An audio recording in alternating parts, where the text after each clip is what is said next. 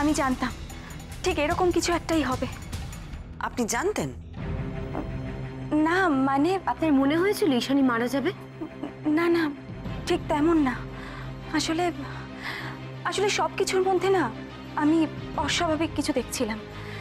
কোনো কিছুই স্বাভাবিক ছিল না, তাই জন্য আমি আগে থেকেই বুঝতে পেরেছিলাম। দেখুন, আপনি কি জানতেন, কি বুঝতে পেরেছিলেন সেটা একটু আমাদের কাছে পরিষ্কার করে বলতে হবে। আপনার কথা ঠিক বুঝতে পারছি না। গত 3 মাস আগে থেকে আমি এই বাড়িতে আছি। ঈশানীকে খুব কাছ থেকে দেখেছি। ওর কথা বলা, আচার আচরণ, ব্যবহার সবকিছুর মধ্যে নর্মাল ব্যাপারটা ছিল না। মনে হতো ও জাস্ট সহ্য করে নিচ্ছে বিষয়টাকে, বা এই বিয়েটাকে জোর করে মানিয়ে নিচ্ছে। তার মানে রিয়া, আপনি বলতে চাইছেন যে আপনার দাদার সাথে ওর বিয়েটাই স্বাভাবিক ছিল না, তাই তো? সেটা শুধুমাত্র ঈশানীর দিক থেকে। আমার দাদা কিন্তু ঈশানীকে বিয়ে করেছিল সংসার করবে বলে।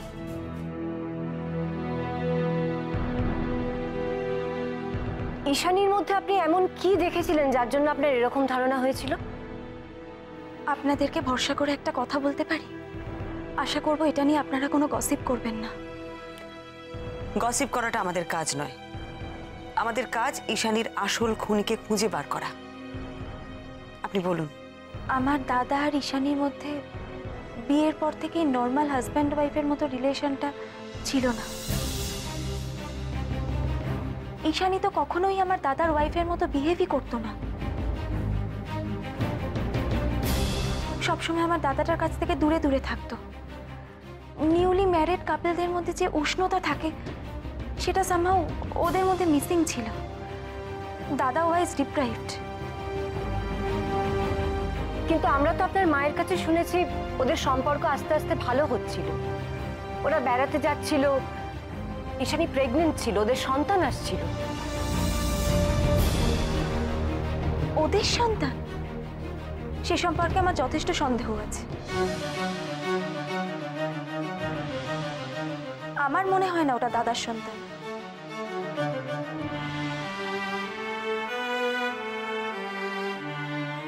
রিয়া, এই কথাটা আপনি বলছেন, আপনার দাদা কিন্তু এই কথাটা বলেননি। দাদা দাদা কোনোদিনই কিছু বলবে না।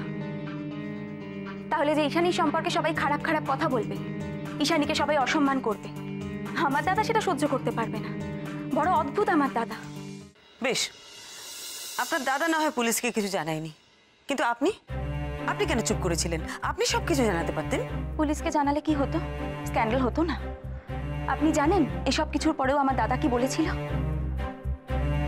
তখন ঈশানী ডেড বডি পড়ে ওই ঘরে। এ বাড়িতে পুলিশ। দাদা আমার হাত ধরে সবার সামনে থেকে টেনে নিয়ে এলো এই ঘরে।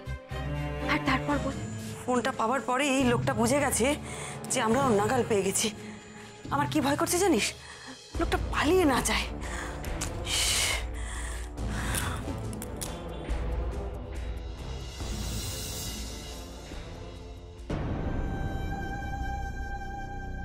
মা, মা চলো এই ঘর থেকে বেরোই। এসো তো।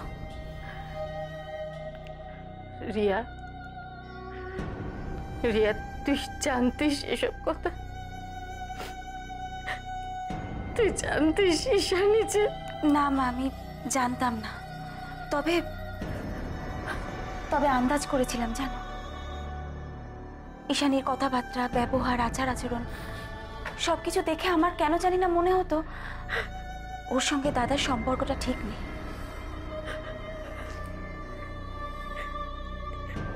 কেন যে মেয়েটা আমার ছেলের জীবনে এলো? কেন? মা, কাকে কি বলবো বল? বিয়েটা তো আমরাই দিয়েছি, কিন্তু তারপরেও দেখ, নীল তো মানিয়ে নেবার চেষ্টা করেছে। বল, ওর তো চেষ্টা ত্রুটি ছিল না। ও তো সব রকম চেষ্টা করে।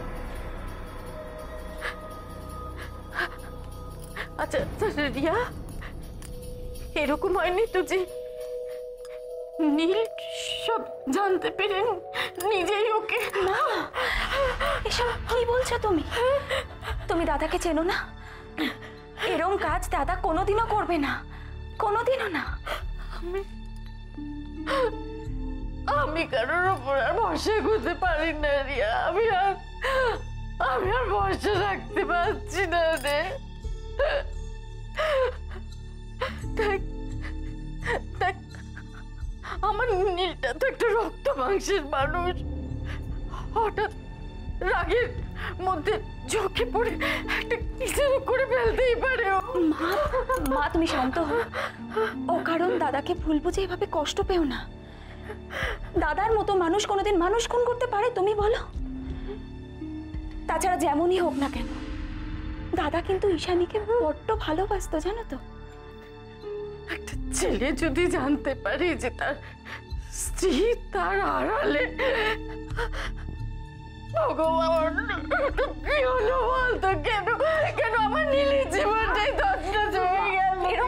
মা আমি তোমাকে বলছি, শোনো, আমি তোমাকে বলছি দাদা নির্দোষ। হ্যাঁ মা, আমি তোমাকে বলছি ঈশানীর প্রেম কি ওকে খুন করেছে। তুমি দেখো না, দাদা খুব শিগগির জেল থেকে ছাড়া পাবে।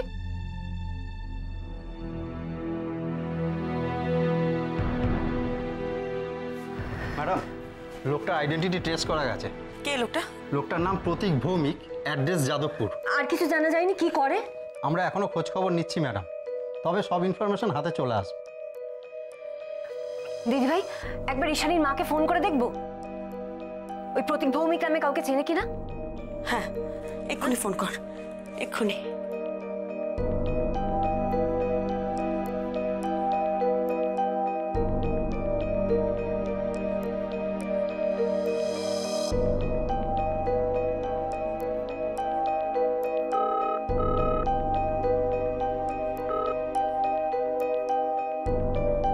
হ্যালো হ্যালো, আমি নন্দিনী মিত্র বলছি, পরমা মিত্রর অ্যাসিস্ট্যান্ট।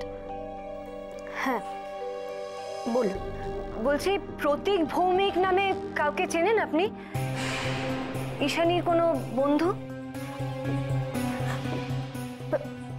প্রতীক আপনি চেনেন? ওর ওর কথা কেন জিজ্ঞাসা করছেন?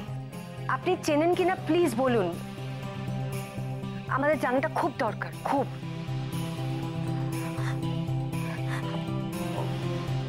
ঐশীর প্রাইভেট টিউটর ছিল, ঐশী ওর কাছে পড়তো। ওকে, আপাতত এইটুকুই জানা ছিল, ধন্যবাদ।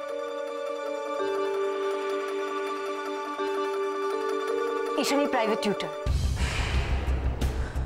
নন্দা, আমাদের এক্ষুনি বেরোতে হবে। ম্যাডাম, আমি স্যারকে একটা ফোন করে জানাই। হ্যাঁ। ভাই জানিস নাম্বারটা কার? ঈশানীর প্রাইভেট টিউটরের, ওর মা বললো। প্রতীক ভৌমিক।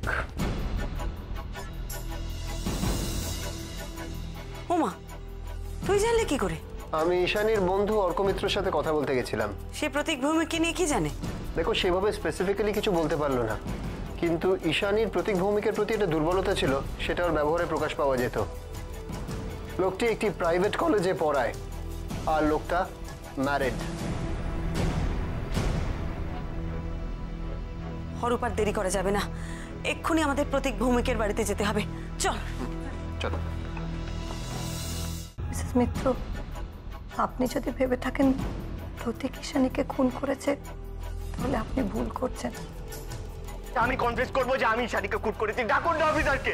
ও ঈশানীকে অ্যাবর্ট করতে বলেছিল, কিন্তু ঈশানী রাজি হয়নি। তারপর ওদের মধ্যে কথা কাটাকাটি হয়। ও রাগের মাথায় ঈশানীর গলা চেপে ধরে, মারতে চাইনি অবশ্য, কিন্তু রাগের মাথায় পুরো ঘটনাটা ঘটে যায়, আর ভয় পেয়ে ঈশানীর বডিটা ঝুলিয়ে দেয়।